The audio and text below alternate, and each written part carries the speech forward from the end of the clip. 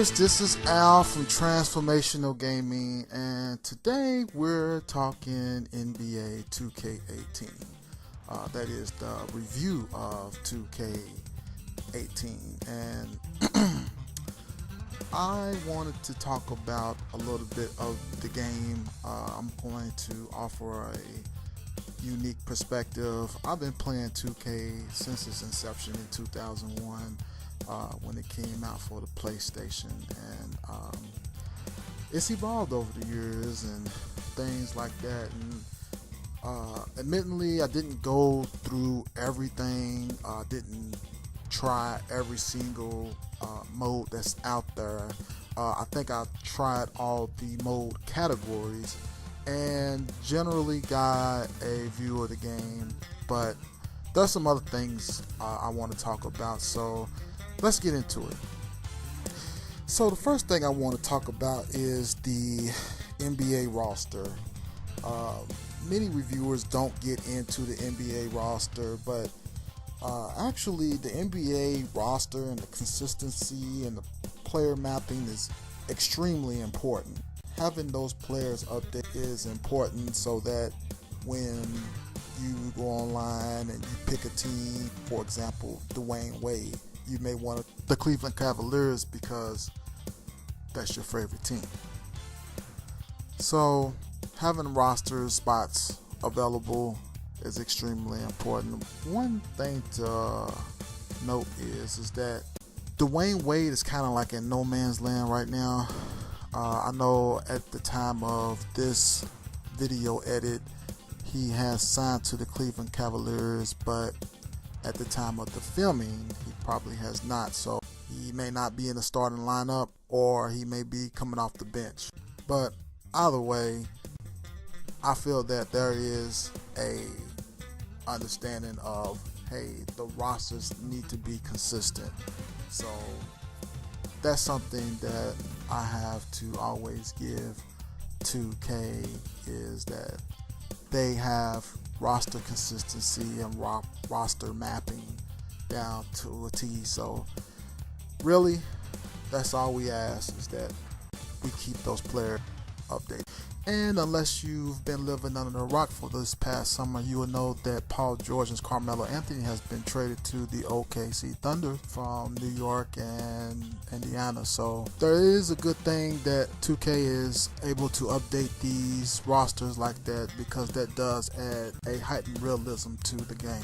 My only real beef with the rosters in 2K18 is the fact that the omission of Reggie Miller. In my opinion, no all-time Pacers team should never not have Reggie Miller starting. I'm not saying that he's not on the team. I don't see him starting in this roster, and he should. Only real time that they ever been to the finals was the time that Reggie Miller was there. And to have that omission, to me, is a travesty. Reggie Miller should be in every Pacers all-time starting lineup. No ifs, ands, or buts about it. Ron Artest is pretty good. Definitely Reggie Miller should be in that lineup. Next item I want to bring up today is gameplay. Gameplay for 2K has always been on the uptick, but it is disappointing to see some gameplay elements that continues to haunt the series. One of the gripes I have about the series is the player's inability to catch long passes. In my mind, if you're an NBA player and you're in stride to catch a pass, you should be able to make that catch.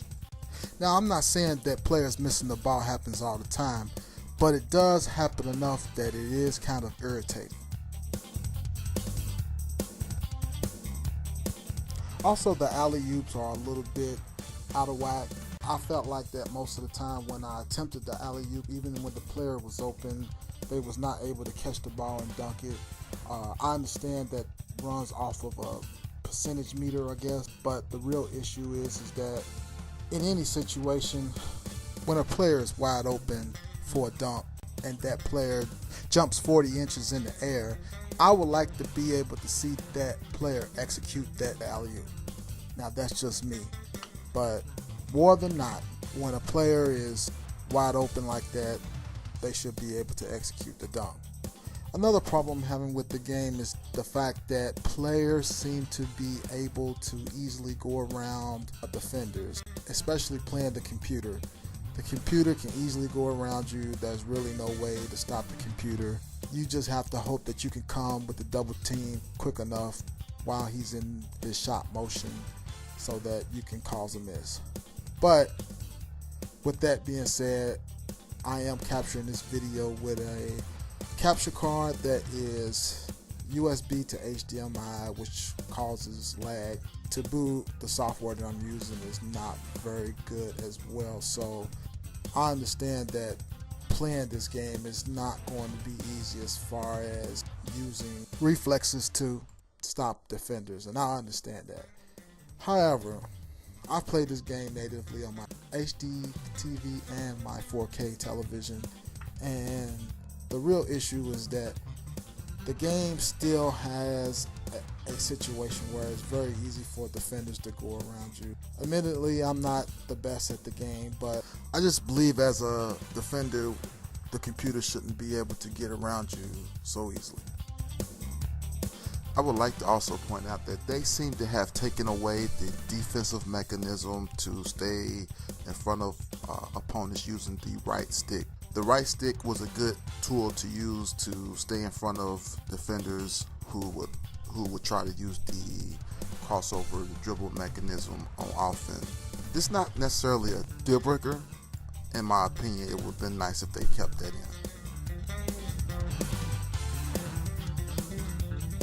So now we get into graphics and presentation. The presentation on 2K is second to none.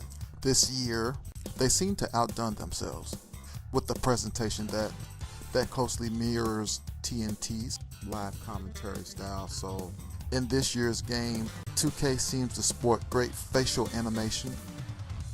The shooting even looks just like the shots that are made by the pros in NBA. So you have a lot of great action. Look at Jordan Duncan, Dennis Rodman playing defense. All of those animations are just spot on. This year 2K's graphics are comparable to NBA Live's graphics, however. 2K edges out Live only because the facial animation and the texture maps are just a little bit closer to the real game. Stephen Curry's face, as it comes up on the screen, you can see they really took care to make sure all the facial animation, the gestures and everything else. I'm not sure if they came in to do the voice acting or they just got it from a clip from TNT, or they done an interview, but this game is definitely a graphical showpiece. 2K has outdone themselves since last year, stumping out the competition.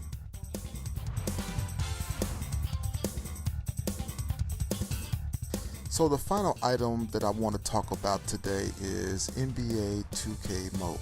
I don't want to spend too much time going into all the categories because there's a lot of different categories and subcategories that they have in this game.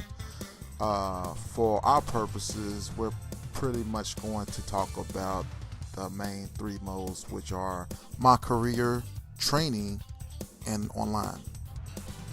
So in online mode, the user is able to select a team and be paired with a fellow online competitor. While in this mode, I didn't really discover any type of online issues or the inability to be paired up with a similarly level opponent. The online functions seem to be pretty good, and I really enjoyed myself when playing online. Another mode I like is the training mode. It really gets you prepared for NBA 2K, really helps you work on your timing and helps you out with what buttons to press when you want to execute a certain move. I would advise anybody who's maybe new to the franchise or maybe haven't played in a long time to try this mode out. This is a good mode to help you hone your skills and to understand the advantages you can have with certain players who have certain skill levels. Though annoying, the prompts help you really understand how to pull off certain moves, how to perfect your timing, and how to get players in position to score. My GM mode is probably everyone's favorite mode. The mode has several categories you can go down, and you can kind of get lost in all the mode shuffles that they have. But all of your favorite modes are there as far as being able to choose how you want to run a franchise and what part of the GM job you would like to do. And it also sports a very well thought out customization that allows you to choose what type of functions that you want to do and others to be simulated. Career mode seems to be the only mode to really receive a real overhaul. This year's story seems to be taking you from the schoolhouse to the streets. You play someone named DJ who used to be a DJ and now you're trying to get back on the path of playing basketball.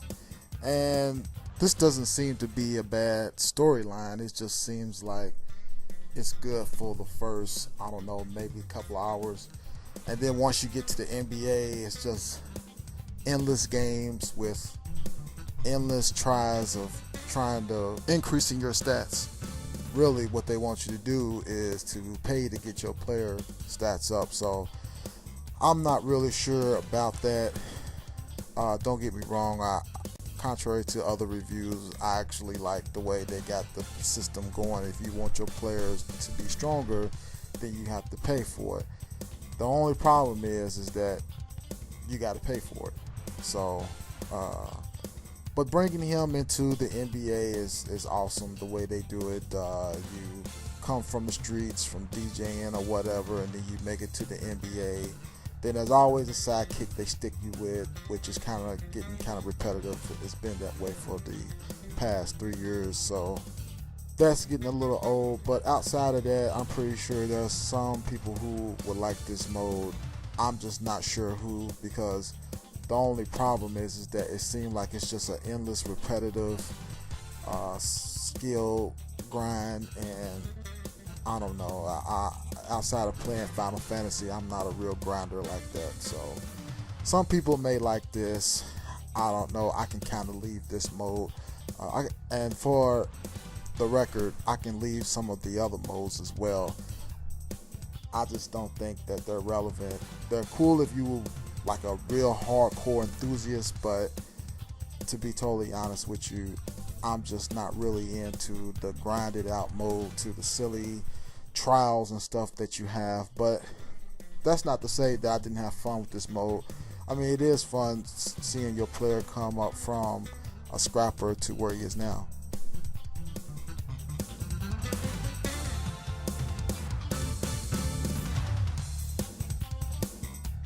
Overall, I give this game a 2.5 stars out of 4. For people who don't understand my rating system, this is actually pretty good for those who like the genre. If you like the genre of any game, then to me 2.5 stars should seal the deal as far as your purchase is concerned. With that being said, this game is great. It has great graphics, great control, great gameplay, lots of modes, so you'll never ever get bored. Even if they stuck you in the oven for the rest of your life, you'll still be filled with modes on top of modes on top of modes on top of challenges on top of challenges. So a great game, very worth the purchase.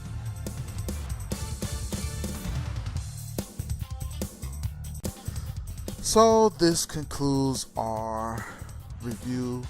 If you like the review, please subscribe to the channel. If you don't like the review and like to leave a comment, do that as well. My Twitter handle is transform_gamer. that is at Transfor_gamer. And again, please subscribe to the channel, leave comments, and get at me. This is Al from Transformational Gaming, over and out.